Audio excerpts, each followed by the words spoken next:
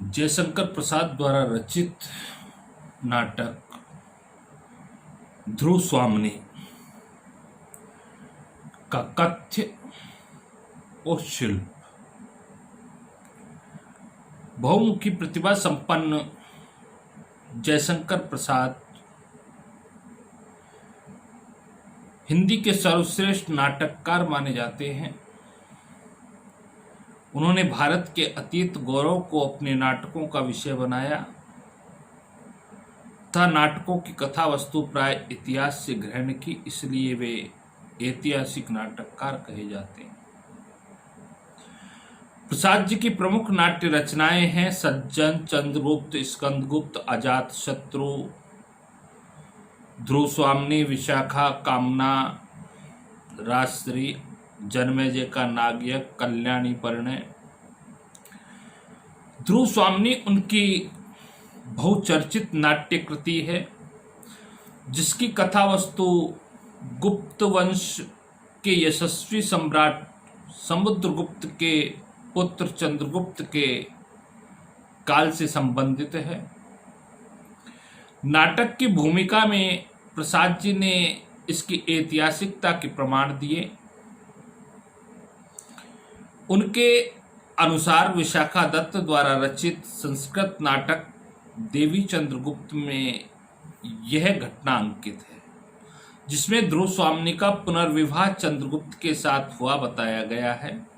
7वीं शती में बाण भट्ट ने भी अपने हर्षचरित में लिखा कि चंद्रगुप्त ने नारी वेश में शक शिविर में जाकर शकराज का वध किया। प्रसाद जी ने इसे स्वीकार करते हुए भूमिका में लिखा, चंद्रगुप्त का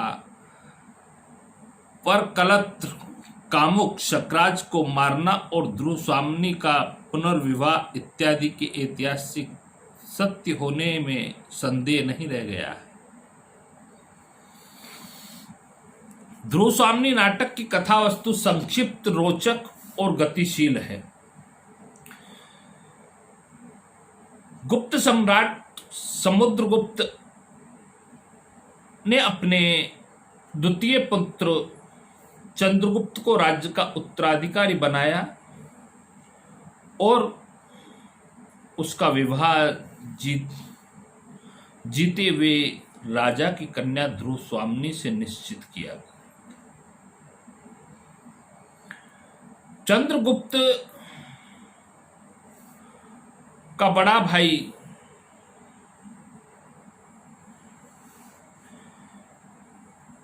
रामगुप्त अयोग्य, विलासी एवं मद्यप था, किंतु समुद्रगुप्त की मृत्यु के उपरांत विशाखा स्वामी नामक षड्यंत्रकारी अमात्य के सहयोग से रामगुप्त राज्य का उत्तराधिकारी बन बैठा।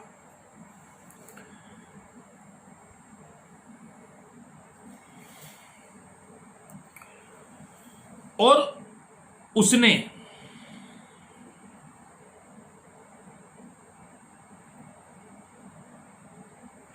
अपने ध्रुव स्वामिनी में से विवाह भी कर लिया। चंद्रगुप्त पारिवारिक विग्रह की आशंका से शांत बना रहा और उसकी वाग्दत्ता दूसरे की पत्नी बन गई।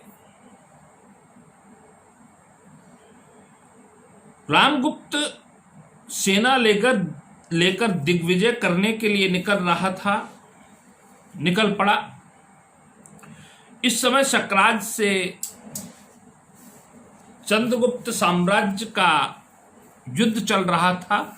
इस युद्ध में शकों की स्थिति बेहतर थी। शकराज ने युद्ध बंद करने के लिए जो संधि प्रस्ताव भेजा, उसके अनुसार रामगुप्त को अपनी पत्नी ध्रुव स्वामिनी शकराज को उपहार में देनी थी। रामगुप्त ने इस प्रस्ताव को तुरंत स्वीकार कर लिया। ध्रुव स्वामिनी ने रामगुप्त से अपनी रक्षा की प्रार्थना की और अपने कुल गौरव को बचाने की अनुनय विनय की, किंतु रामगुप्त ने अपनी निर्लज्जता प्रदर्शित करते हुए कायरों की भांति अपनी प्राण रक्षा के लिए शकराज के प्रस्ताव को स्वीकार कर लिया। ध्रुव स्वामिनी का आत्मगौरव जागृत होता है और वह शक शिविर में जाने के लिए स्पष्ट इनकार कर देती है और कहती है कि यदि तुम मेरी रक्षा नहीं कर सकते, अपने कुल की मर्यादा, नारी का गौरव नहीं बचा सकते, तो मुझे बेच भी नहीं सकते। वह आत्महत्या करने को भी प्रस्तुत होती है, किंतु कुमार चंद्रगुप्त उसे रोक देता है। चंद्रगुप्त स्वयं स्त्री वेश धारण कर ध्रुव स्वामिनी के साथ शकराज के दुर्ग में जाता है और शकराज की हत्या कर देता है। इससे पूर्व शकराज को उसकी प्रेमिका कोमा भी समझाती है कि तुम्हें ध्रुव स्वामिनी को उपहार में नहीं मांगना चाहिए। राजनीति से भी बड़ी होती है नीति, जिसका आश्रय छोड़ने पर व्यक्ति नष्ट हो जाता है। ऐसा कोमा के पिता आचार्य मिहिरदेव शकराज को समझाते हैं, किंतु वह उसका तिरस्कार करता है और कोमा के प्रेम को भी ठुकरा देता है।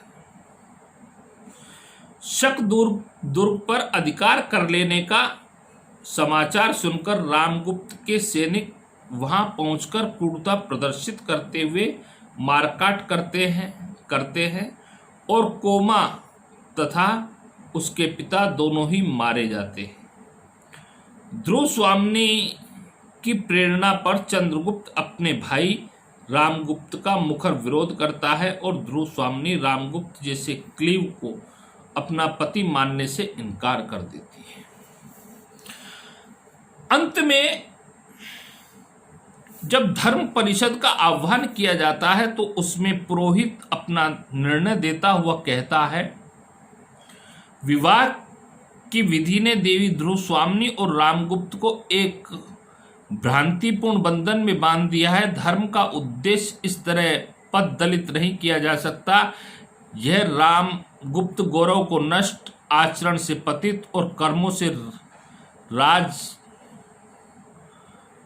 किलविशी क्लीव है।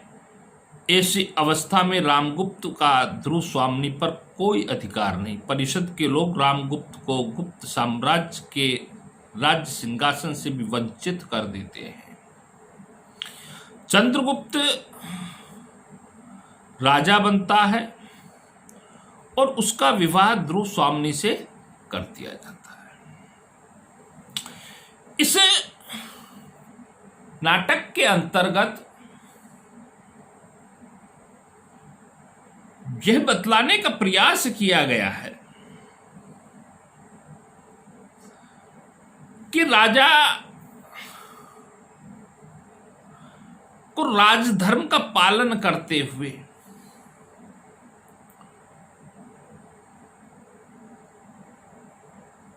प्रजा के हित के लिए अपने प्राणों का बलिदान कर देना चाहिए। जो राजा अपनी स्त्री की रक्षा नहीं कर सकता, वह प्रजा की क्या रक्षा कर सकता है। जो राजा अपनी पत्नी की रक्षा नहीं कर सकता, वो राजा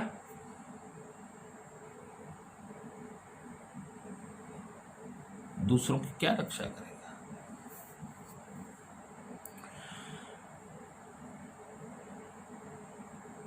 क्योंकि रामगुप्त ध्रुव स्वामिनी की रक्षा करने में असमर्थ था, ध्रुव स्वामिनी की रक्षा नहीं कर पा रहा था। और जब ध्रुव स्वामिनी की रक्षा नहीं कर पा रहा था तो हम ये देखते हैं कि ध्रुव स्वामिनी ने कहा कि यदि तुम मेरी रक्षा नहीं कर सकते, अपने कुल की मर्यादा, नारी का गौरव है और उस गौरव को नहीं बचा सकते, तो मुझे बेच भी नहीं सकते।